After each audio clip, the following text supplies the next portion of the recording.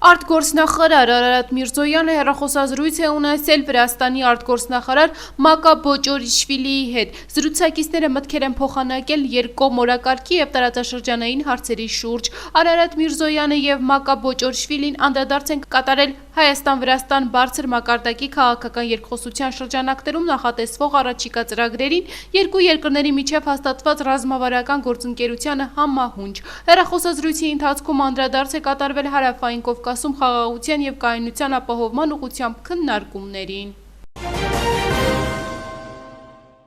Կառավարության որոշմամբ ապրիլի 1-ից մինչև հունիսի 13-ը ներառյալ կհայտարարվեն պահեստազորի առաջին խմբի առաջին եւ երկրորդ կարգերում հաշվառված շարքային, ենթասպայական եւ սպայական կազմերի պահեստազորայինների վարժական հավաքներ։ Վարժական հավաքները հայտարարվում են պահեստազորայինների ռազմական ունակությունների կատարելագործման, մասնագիտական վերապատրաստման եւ պատրաստման, բարձրագույն կրթություն ունեցող ենթասպայական կազմից պահեստազորի սպաների պատրաստման, մարտական հերթապահության ներգրավման նպատակով։ Հայտարարված վարժական հավաքների ընթացքում յուրաքանչյուր քաղաքացի ներգրավում է ոչ ավելի, քան 25 օրացուցային օր ժամկետով։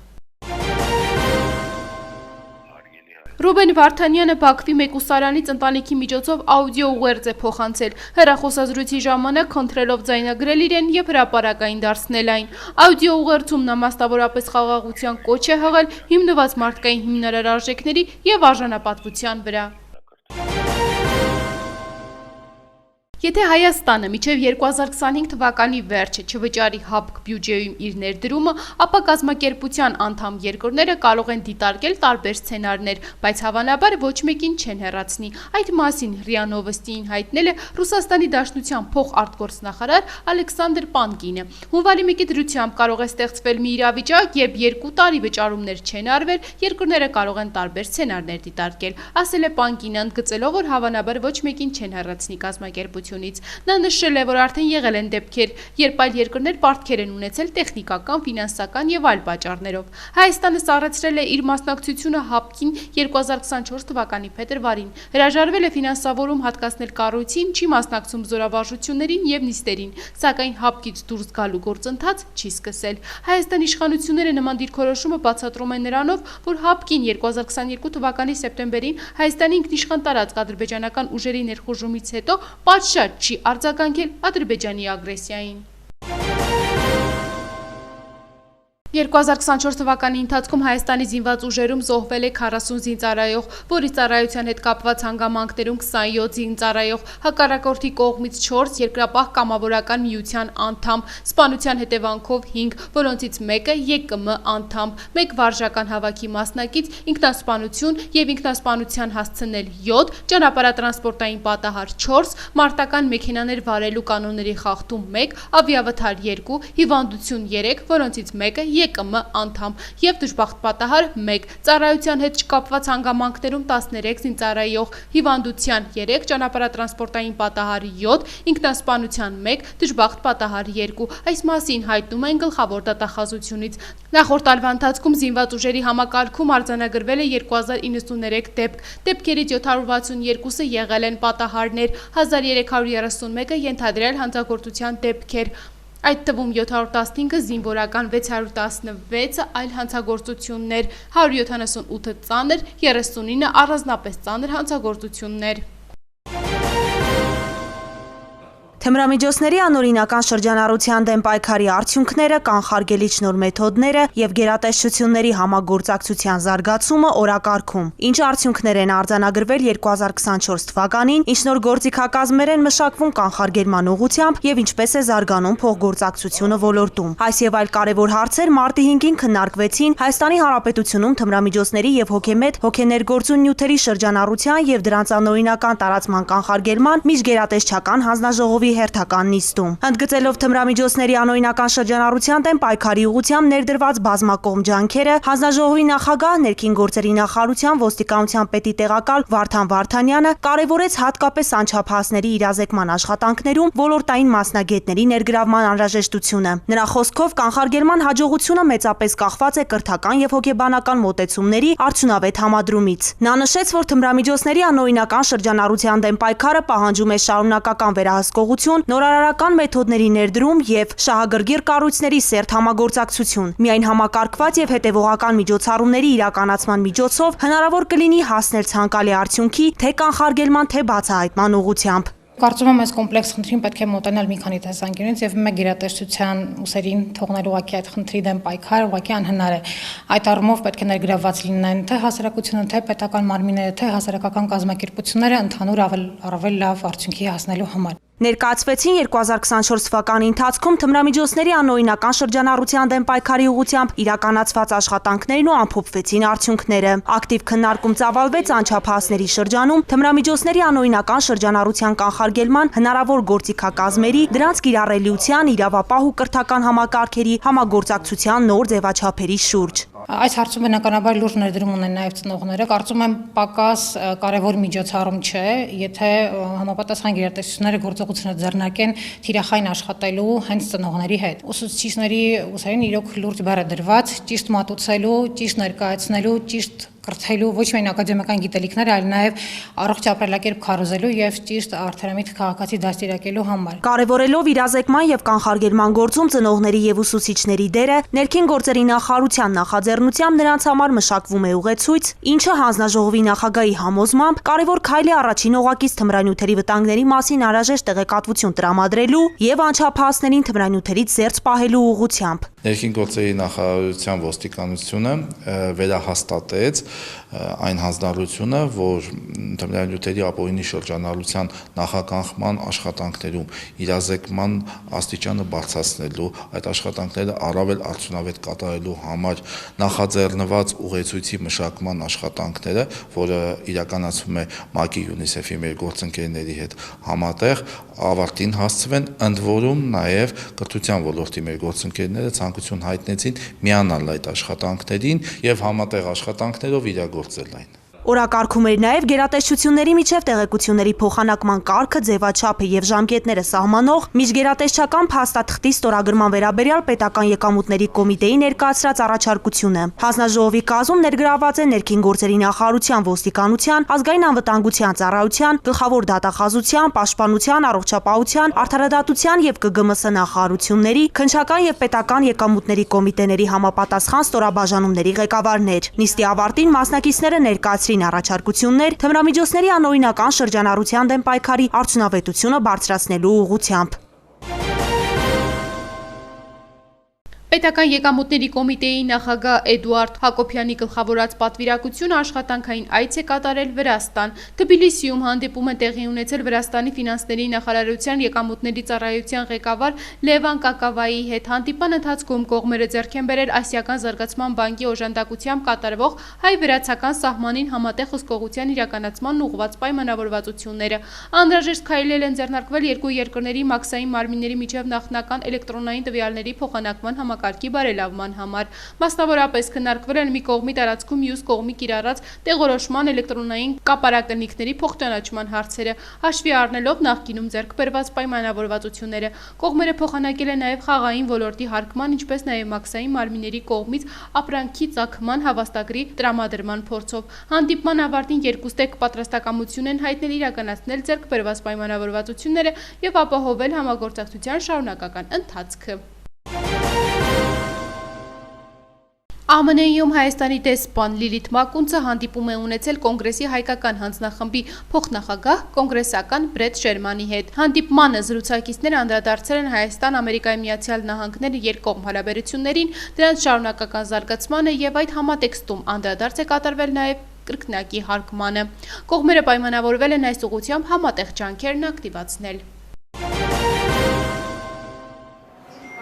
Առաջնային բուժօգնության օղակ դիմող քաղաքացիները հաճախ են գանգատվում, որ պոլիկլինիկայի տրամադրած այս կամ այն դեղամիջոցն արդյունավետ չէ։ Բարդ իրավիճակում է հայտնվում եւ բժիշկը, եւ իհարկե բուժառուն։ Լինում են դեպքեր, երբ պոլիկլինիկական ծառայության կողմից առաջարկվող պրեպարատները այլևս իրենց ամենամաքսիմալ դեղաչափերով չեն կարողանում հասցնել թիրախային բուժմանը եւ կարիք է լինում այլ դեղորայքների ներմուծման։ Այս փուլում պետության ուշադրության կենտրոնում շաքարային դիաբետ ունեցող ու սիրտանոթային հիվանդությունների խմբում ընդգրկված մարդիկ են, որ անհրաժեշտ դեղը ձեռք բերելու համար ստիպված չլինեն ապարդյուն դեղատնից դեղատուն անցնել, կանգնել, էժանը թե արդյունավետը ընտրելու խնդրի առաջ կառավարության որոշմամբ պիլոտային ծրագիր է մշակվել։ Սիրտանոթային խմբերում ընդգրկված եւ շաքարային դիաբետի խմբում ընդգրկված դեղերը մեր բնակչության սոցիալապես անապահով խմբերի համար էլեկտրոնային դեղատոմսը բժշկի կողմից դուրս գրվելուց հետո քաղաքացին միանգամից կարող է անվճար եւ արդյունյալ պայմաններով ստանալ այն դեղը, որը որ դուրս է գրվել էլեկտրոնային դեղատոմսով։ Փոխհատուցվող դեղերի ծրագրին միացած դեղատների ցանկը կհրապարակվի Առողջապահության նախարարության պաշտոնական կայքում։ Կսահմանվի նաև փոխհատուցվող գումարի չափը։ Քաղաքացին կկարողանա ձեռք բերել այն դեղերը, որոնք պոլիկլինիկան մինչև այդ չէր տրամադրում։ Կվերահսկվի դեղատոմս դուրս գրելուց մինչև դեղը ստանալու շղթան։ Ծրագրում ընդգրկված դեղատները կպարտավորվեն ունենալ անհրաժեշտ պրեպարատը, կհետևեն նաև գների զսպմանը։ Նախորդ պարագայում, երբ որ իրենք պոլիկլինիկաների միջոցով էին դա ձեռք բերում, մրցույթի միջոցով էր իրականացվում եւ շահում էր այն դեղը, որը որ ավելի էժան էին տրամադրում մատակարարները։ Այս դեպքում քաղաքացին ունի ավելի մեծ ընտրություն եւ այդ մեծ ընտրության մեջ նա կարող է ընտրի իր այն դեղը, որը որ ինքը տարիներ շարունակ ստանում էր։ Մենք տվյալ պահին ունենք նոր սերնդի հիպոգլիկեմիկ պրեպարատներ, որոնք բավականին արդյունավետ են եւ թույլ են տալիս բավականին ցածր դեղաչափերով հաճախ մինիմալ դեղաչափերով հասնել այնպիսի էֆեկտի, ինչպիսին որ դժվար է լինում հասնել նախկինում պոլիկլինիկական ծառայության կողմից տրամադրվող մի քանի պրեպարատների միաժամանակյա օգտագործման պարագայում։ Անվճար եւ արտոնյալ պայմաններով դեղերի փոխհատուցման պիլոտային ծրագիրը հնարավորություն կտա ձեռք բերել ոչ միայն անհրաժեշտ դեղը, այլև ազատվել ավելորդ անհարմարություններից։ Դուրս կգրվի երկարաժամկետ դեղատոմս եւ քաղաքացին ուղղակի կմոտենա դեղատուն, կվերցնի այն։ Կան դեղեր, որոնք եթե այդ փոխհատուցվող գնից առավելագույն չափ են, այստեղ քաղաքացիները այդ դեղը ընտրելու դեպքում իրենք պետքա ուղղակի կատարեն որոշակի համավճար։ Այդ համավճարի չափը չի կարող գերազանցել դեղի արժեքի 50%-ը։ Անցած տարի կառավարությունը պոլիկլինիկաներին 2.1 միլիարդ դրամ էր ուղղել դեղերի գնման համար։ Միայն շաքարային դիաբետով հիվանդների համար անհրաժեշտ պրեպարատների գնումն արժեցել է 360 միլիոն դրամ։ Անհրաժեշտության դեպքում կտրամադրվեն լրացուցիչ միջոցներ պիլոտային ծրագրի ընդլայնման նպատակով։ Կսկսի գործել ապրիլի 1-ից։ Քրեական ոստիկանության թմրամիջոցների անօրինական շրջանառության դեմ պայքարի վարչությունում եւ քննչական կոմիտեի քրեական ոստիկանության թմրամիջոցների անօրինական շրջանառության դեմ պայքարի վարչությունում եւ քննչական կոմիտեի մարդկանց թրաֆիքինգի անչափահասների սեռական անձեռնմխելիության դեմ ուղղված թմրամիջոցների ապօրինի շրջանառության հանցագործությունների քննության վարչությունում ստացվել էր տեղեկություն, որ պատրաստվում են Իրանի Իսլամական Հանրապետությունից Հայաստան տեղափոխել խոշոր չափի թմրամիջոցներ։ Տեղեկությունը ստուգելու նպատակով ձեռնարկվեցին լայնածավալ օպերատիվ միջոցառումներ ու քննչական գործողություններ եւ արդյունքը չուշացավ։ Փետրվարի 24-ին հայտնաբերվեց եւ նախաքննական մարմին ներկայացվեց շուրջ 30 կիլոգրամ մարիխուանա տեսակի թմրամիջոց։ Թմրանյութը առգրավվեց։ Ձեռնարկվում են օպերատիվ հետախուզական միջոցառումներ եւ քննչական գործողություններ ապօրինի թմրաշրջանառության շղթայում ներգրաված անձանց ինքնությունը պարզելու եւ նրանց հայտնաբերելու ուղղությամբ։ Նախաձեռնված քրեական վարույթը շարունակվում է։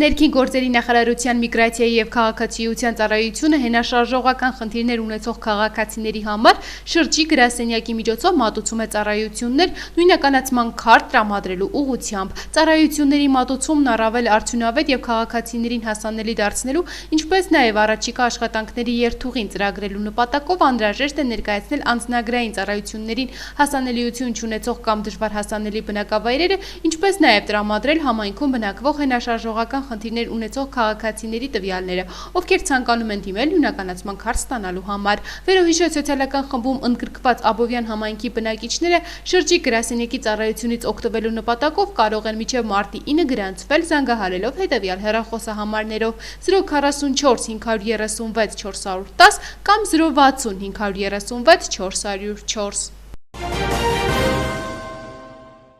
Ըստ ոստիկանության օպերատիվ հաղորդագրությունների ամփոփագրերի մարտի 6-ից 7 ներքին գործերի նախարարության ոստիկանության ստորաբաժանումները բացահայտել են հանցագործության 134 դեպք, որոնցից 7-ը նախկինում կատարված։ Նախկինում կատարված հանցագործություններից բացահայտվել է համակարգչային հափշտակության 2, խարդախության, խուլիգանության, անձնական ունեցվածքի գողության, գույքը դիտավորյալ ոչնչացնելու կամ վնասելու ու բնակարանային գողության մեկական դեպք։ Հայտնաբերվել է 8 հետախուզվող կամավոր ներկայացել 4-ը, հայտնաբերվել է 1 անհետ կորած, գրանցվել զենքզինամթերքի կամավոր հանձնման 4 դեպք։ Անցած 1 օրվա ընթացքում հանրապետությունում արձանագրվել է մարմնական վնասվածքներով ճանապարհատրանսպորտային 10 պատահար, 15 մարդ ստացել է տարբեր աստիճանի մարմնական վնասվածքներ։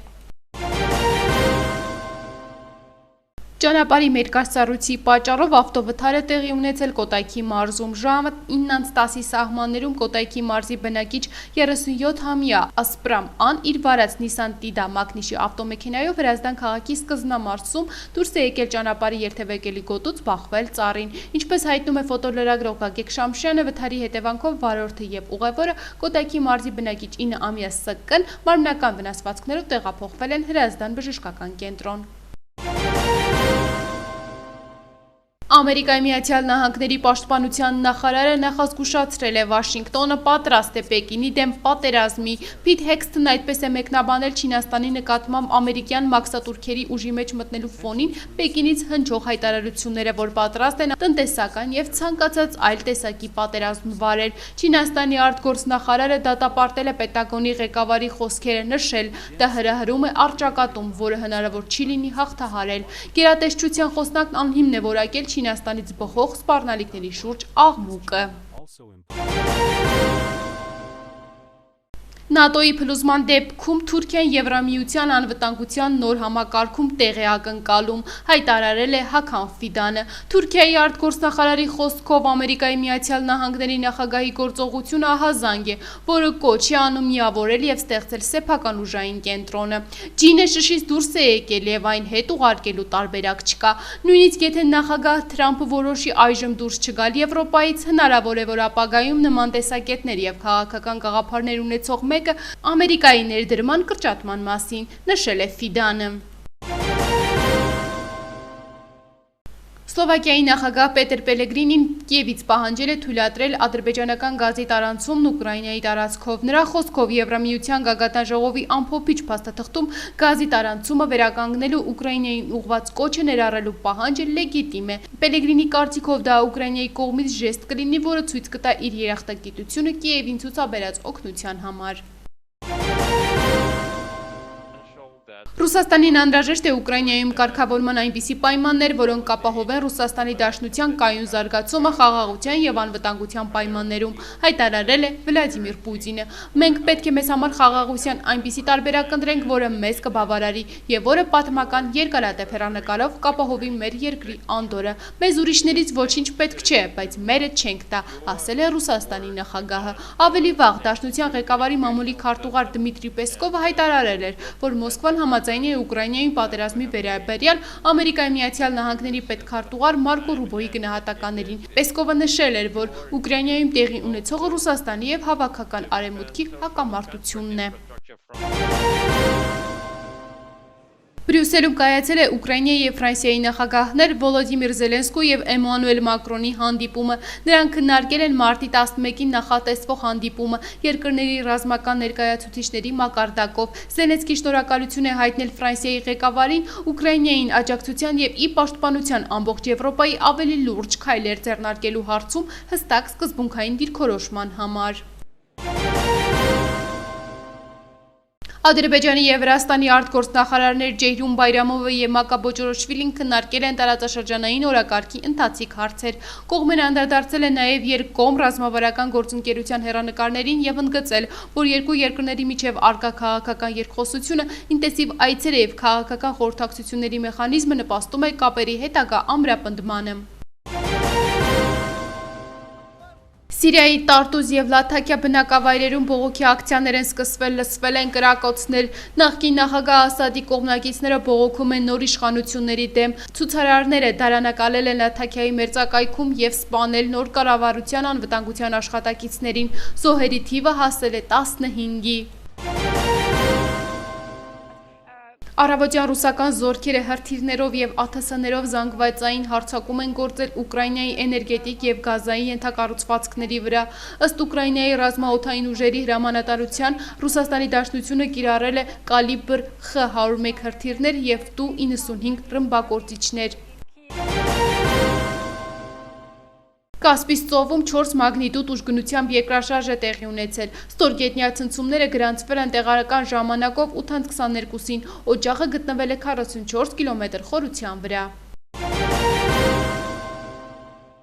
Ֆիդեի վարպետ Վահե Սուքիասյանը Մոսկվայում անցկացված Aeroflot եւ Open 2025 շախմատի միջազգային մրցաշարի շրջանակներում լրացրեց միջազգային գրոսմաստերի իր առաջին նորման։ Վահեն բոլոր խաղերում խաղալով իրենից բավական բարձր վարկանիշ ունեցող մրցակիցների դեմ 9 հնարավորից վաստակեց 5 միավոր եւ 52.4 կետով բարելավեց իր միջազգային վարկանիշը։